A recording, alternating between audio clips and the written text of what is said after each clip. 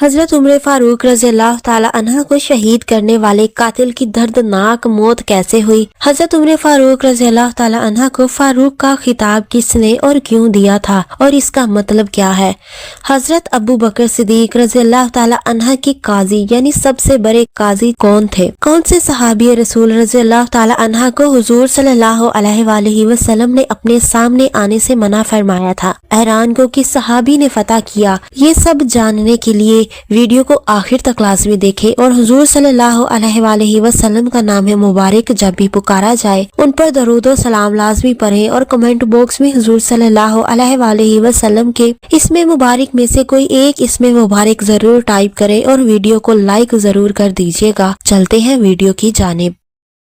مسلمان ہونے پر حضور صلی اللہ علیہ وآلہ وسلم نے حضرت ابو بکر صدیق رضی اللہ تعالی عنہ کا نام عبداللہ رکھا۔ اس سے قبل آپ رضی اللہ تعالی عنہ کا نام عبد الکعبہ تھا۔ حضرت ابو بکر صدیق رضی اللہ تعالی عنہ کپڑے کی تجارت کرتے تھے۔ حضرت ابو بکر صدیق رضی اللہ تعالی عنہ کو حضور صلی اللہ علیہ وآلہ وسلم نے عتیق من نار کا لقب عطا فرمایا تھا۔ حضرت ابو بکر صدیق رضی اللہ تعالی عنہ کے زمانے میں سب سے بڑے قاضی یعنی چیف جسٹس حضرت علی رضی اللہ تعالی عنہ تھے۔ حضرت عمر فاروق رضی اللہ تعالی عنہ کو فاروق کا خطاب حضور صلی اللہ علیہ وآلہ وسلم نے اسلام لانے پر دیا تھا، جس کے معنی ہے حق و باطل میں فرق کرنے والا۔ جب حضرت عمر فاروق رضی اللہ تعالی عنہ ایمان لائے تو اس وقت تک مسلمانوں کی تعداد 39 مرد ہو چکی تھی۔ جب حضرت عمر فاروق رضی اللہ تعالی عنہ اسلام لائے تھے تو اس وقت ان کی عمر مبارک 33 سال تھی۔ حضرت عمر فاروق رضی اللہ تعالی عنہ کی شہادت کے بعد حضرت صہیب رومی رضی اللہ تعالی عنہ نے قائم مقام خلیفہ کی فرائض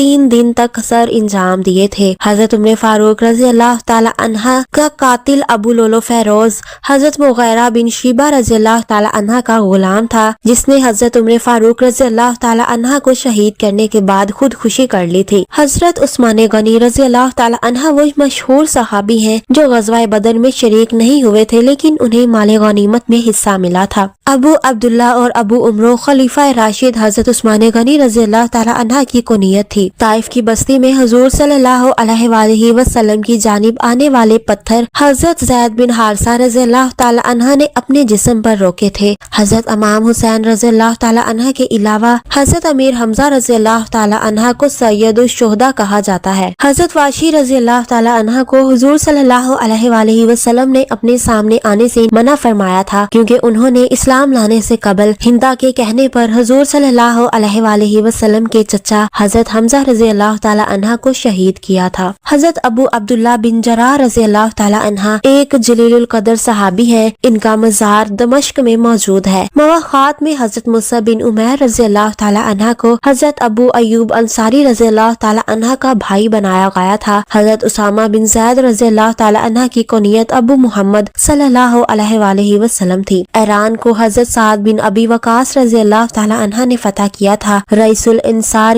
حضرت عبداللہ بن ابی رضی اللہ تعالی عنہ کو کہا جاتا ہے۔ اسلامی دنیا کے پہلے سفیر حضرت مصعب بن عمیر رضی اللہ تعالی عنہ تھے، جنہیں حضور صلی اللہ علیہ وآلہ وسلم نے ہجرت سے پہلے مدینہ میں بھیجا تھا۔ حضور صلی اللہ علیہ وآلہ وسلم کی وہ مہر مبارک جو ضروری مراسلات پر لگائی جاتی تھی حضرت حنظلہ بن ربیعہ رضی اللہ تعالی عنہ کی تحویل میں رہتی تھی۔ ناظرین، آخر میں ہمارا آج کا ٹاسک آپ سب کے لیے یہ ہے کہ خود کو قرآن مجید میں تلاش کریں کہ میرا ذکر قرآن پاک میں کہاں ہے اور میں کن لوگوں میں شمار ہوتا ہوں۔